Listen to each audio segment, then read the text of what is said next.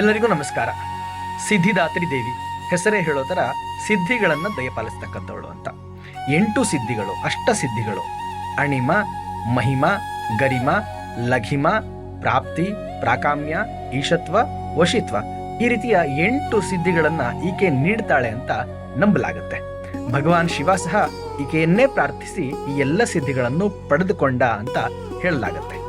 ದೇವಿ ಸಿದ್ಧಿದಾತ್ರಿ ಪೂರ್ಣವಾಗಿ ಅರಳಿದಂಥ ಕಮಲದ ಮೇಲೆ ಕೂತಂತ ಅಥವಾ ಸಿಂಹದ ಮೇಲೆ ಸವಾರಿ ಮಾಡತಕ್ಕಂಥ ಪ್ರಶಾಂತವಾದಂಥ ಮುಖಮುದ್ರೆಯನ್ನು ಹೊಂದಿರತಕ್ಕಂಥ ದೇವಿ ತನ್ನ 4 ಕೈಗಳಲ್ಲಿ ಶಂಖ, ಚಕ್ರ, ಗದೆ, ಕಮಲದ ಹೂಗಳನ್ನು ಹಿಡಿದುಕೊಂಡಿರ್ತಾಳೆ.